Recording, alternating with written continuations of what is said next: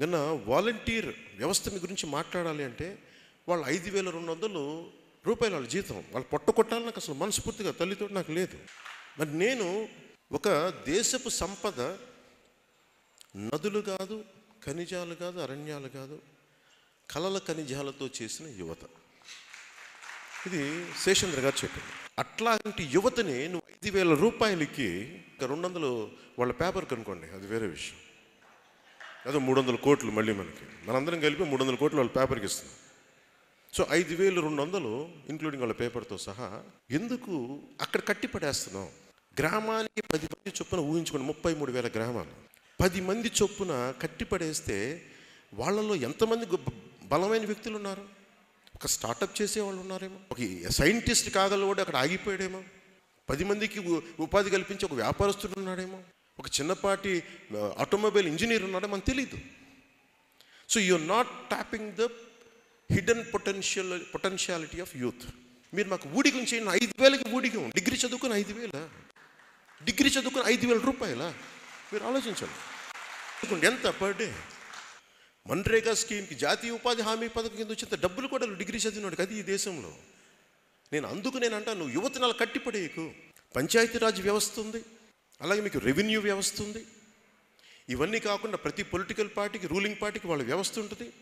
ఈ 3 వ్యవస్థల్ని కాదని 4వ వ్యవస్థ నువ్వు పెడితే నిరుద్యోగం ఎంత పెట్టరేగిపోతే 5,000 రూపాయల కోసం ఒక డిగ్రీ చదువుకున్న కుర్రాడు ఆ ఉద్యోగానికి వెళ్ళిపోయాడంటే వాళ్ళని శ్రమ దోపిడీ చేస్తున్నాడు. ఇతను క్లాస్ వారి గురించి మాట్లాడతాడు అతను. సో నేను ఎందుకన్నా నిన్న మాట, నేను వేగ్గా అనలేదు ఆ మాట. ఢిల్లీలో ఎక్కడో కూర్చుంటే చాలా పెద్ద స్థాయి నిఘా సంస్థల వ్యక్తులు ఏదో అవి ఇవి మాట్లాడుతూ రాష్ట్రం గురించి మాట్లాడుతూ ఉంటే వాళ్ళు చెప్పింది, మీ రాష్ట్రంలో ఆంధ్రాలో దాదాపు ఇన్ని వేల మంది అమ్మాయిలు మిస్ అవుతున్నారు, నీ దృష్టిలో ఉందా? యాజ్ పార్టీ ప్రెసిడెంట్గా అడిగాను. నన్ను మిస్ అవుతుంటారు కదా అని. లేదు అని చెప్పి డేటా చెప్తే నాకు మతిపోయి తల తిరిగిపోయింది. నాకు ఎందువల్ల అన్నాను, ఇది నక్సెస్ ఉంది మీ ప్రభుత్వానికి, ఇందులో ప్రభుత్వంలో పనిచేసే కొంతమందికి. నేను అందరిని బ్లేమ్ చేయట్లా, వాళ్ళు కూడా ఇదే చెప్పాను. ఎక్కడుంది లోపం అంటే మీరు చూసుకోండి, ఒకసారి మీరు మాట్లాడించండి అని చెప్పాను. అక్కడి నుంచి డేటా తీసుకుంటే నేషనల్ క్రైమ్ రికార్డ్ బ్యూరో వాళ్ళు దాదాపు 29,800 చిల్లర ఎంతో అమ్మాయిలు మిస్ అయిపోయారు. వాళ్ళలో 14,000 16,000కే తిరిగి ఇళ్ళకు వచ్చారు, తీసుకొచ్చారు. మిగతా 16 నుంచి ఇంకొక సగం ఇంటికి రాలా. వాళ్ళు చెప్పింది ఏంటంటే ఇది చాలా తీవ్రమైనది, కేంద్ర ప్రభుత్వ నిఘా వర్గాలు దీని మీద చాలా లోతుగా అధ్యయనం చేస్తున్నాయని చెప్పారు. 10 మంది యువకులు వెళ్ళి ప్రతి ఇంటికి తిరుగుతూ ఉంటే ఆ ఇంట్లో ఉండే సందులో ఉండేవాళ్ళు కానీ, ఆ వీధుల్లో ఉండేవాళ్ళు కానీ ఏం పని మీకు ఎక్కడ అంటారు కదా. అలాంటిది ఆ యువకులకి 5,000 రూపాయలకి వాళ్ళ ఇంట్లోకి దూరిపోయే అవకాశం ఇచ్చాయి. ఏముంది వాళ్ళ దగ్గర? డేటా. ఏం డేటా ఉంది?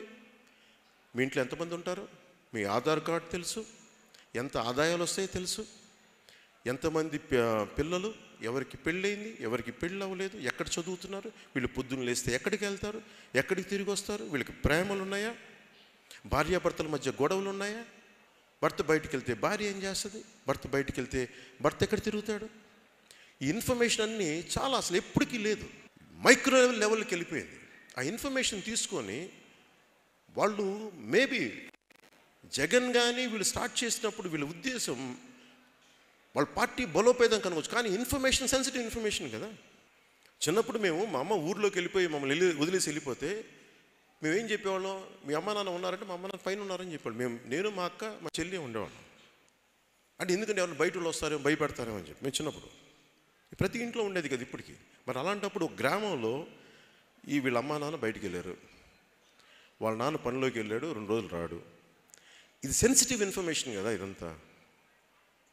ఈ ఇన్ఫర్మేషన్ బేస్ చేసుకుని అది ఎటు వెళ్తుందో ఎట్లా, నేను అందరూ వాలంటీర్స్ గురించి చెప్పట్లేదు, బట్ వాలంటీర్ వ్యవస్థ డేటా ఎక్కడికో వెళ్తుంది.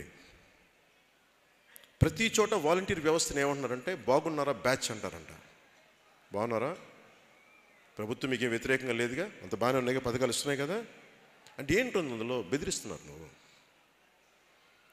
మీకు ఆల్రెడీ ఇన్ని వ్యవస్థలు ఎందుకు ఉన్నాయి కదా, పంచాయతీరాజ్ వ్యవస్థ ఉంది, రెవెన్యూ వ్యవస్థ ఉంది, కలెక్టర్లు ఉన్నారు, సబ్ కలెక్టర్ ఉన్నారు, జాయింట్ కలెక్టర్స్ ఉన్నారు, ఎంఆర్ఓలు ఉన్నారు. ఇంతమంది ఉండి కూడా మళ్ళీ ఇంకొక సమాంతర వ్యవస్థ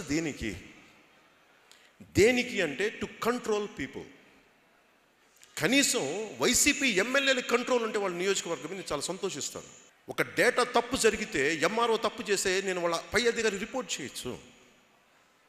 10 మంది 5,000 రూపాయలు తీసుకునే వాళ్ళలో కొద్ది మంది కనుక తప్పు చేస్తే నేను ఎవరికి చెప్పుకోను? నేను ఒక తండ్రిని, నాకు 2 ఆడపిల్లలు ఉన్నారు, నేను ఒక గ్రామంలో ఉన్నాను. ఈ వాలంటీర్లో ఒక 2-3 తప్పు చేస్తే నేను ఎవరికి చెప్పుకోను? వాళ్ళు ఏమంటారు? వాళ్ళు ప్రభుత్వ ఉద్యోగులు కాదంటావు. మరి ప్రభుత్వ ఉద్యోగులు కానప్పుడు నువ్వు ఇంత డేటా నేను నన్ను ఎందుకు అడిగిస్తున్నావు? మరి ఇచ్చేస్తున్నాను వాళ్ళకి. నీకు అవసరమైనప్పుడు ప్రభుత్వ ఉద్యోగులు డేటా కావాలి, అవసరం లేనప్పుడు మటుకు వాళ్ళు మాకు చేతులు దులిపేసుకుంటారు. ఇది చాలా చాలా భయంకరమైనది. నా ప్రతిపాదన ఏంటంటే, నువ్వు ఎలాగ మా డేటా తీసుకున్నావు కాబట్టి ఎంతమంది ఇన్ని అంటున్నావు, 2.5 లక్షల వాలంటీర్లు అంటున్నావు, సంతోషం. అన్నీ కలిపి నీ సైన్యం 5-6 లక్షలు అంటున్నావు, కరెక్ట్. వాళ్ళందరూ ఇన్ని కోట్ల మంది ప్రజల డబ్బు మీద 5,000 రూపాయలు ఇస్తున్నావు. మాకు హక్కు ఉంది వాళ్ళు ఎవరు తెలుసుకోవడానికి.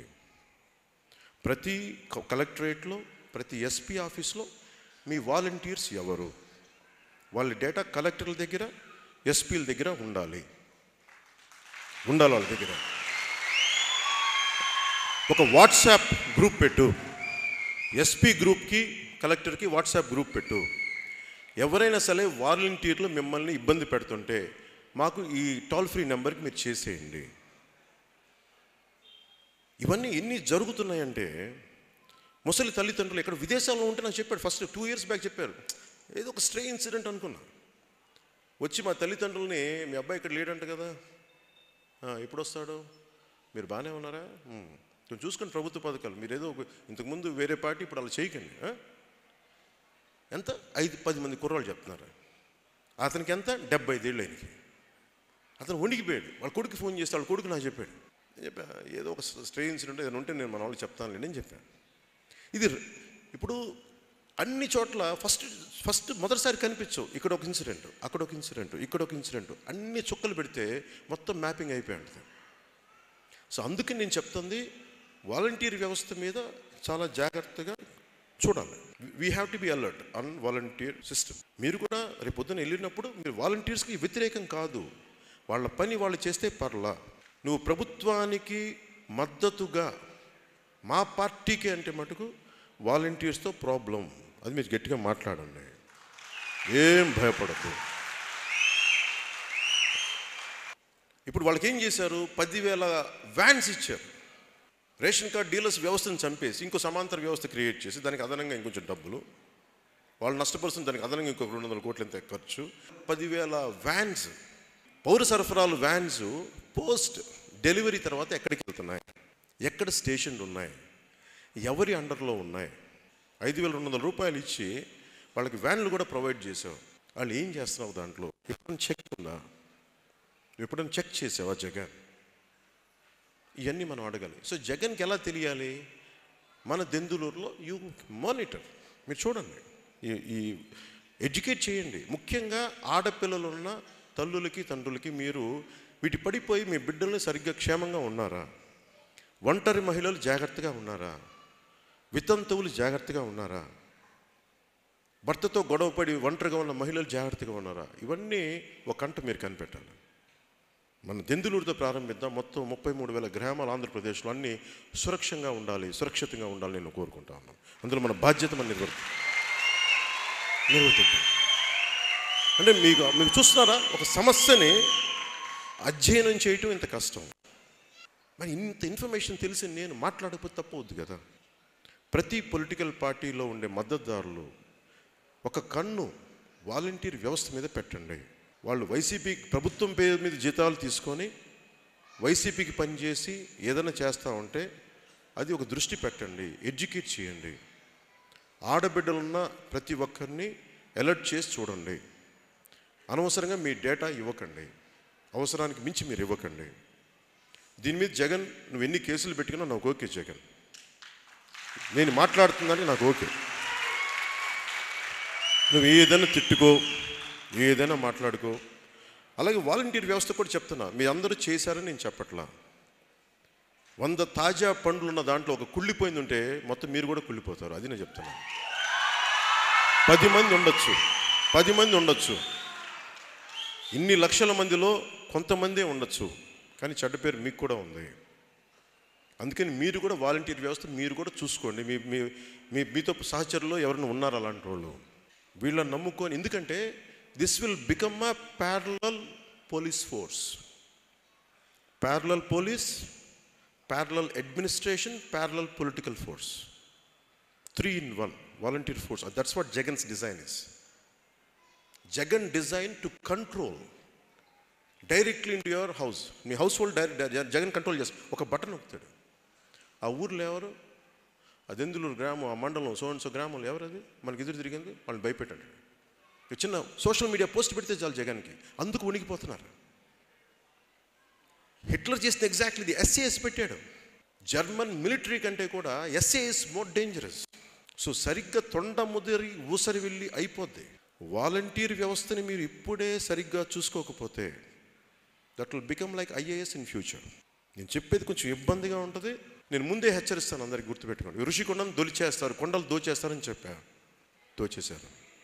జగన్ రైట్ కాదు ఈ రాష్ట్రానికి అని చెప్పా, కాదు నా మాట కాదని వేసేశారు. మళ్ళీ ఇప్పుడు చెప్తున్నాను, వాలంటీర్ వ్యవస్థ చాలా డేంజరస్గా వెళ్ళిపోతుంది.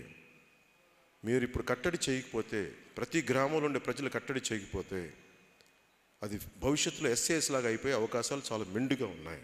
ఇంకా అవ్వలేదు, అది చాలా మెండుగా ఉన్నాయి. సో ఈ విషయం మీద వైసీపీ నాయకులు కానీ, జగన్ కానీ, అలాగే వాళ్ళు ఎవరైనా కానీ మీరు ఏమి అనుకున్నా కానీ, నేను చెప్పాను కదా నిన్న, ఇంట్లో బయటకు వచ్చినప్పుడు తిరిగి నేను వెళ్తాను అని నేను అనుకోను. అంటే అంత తెగిస్తే తప్ప మార్పు రాదు, అంత తెగించాలి.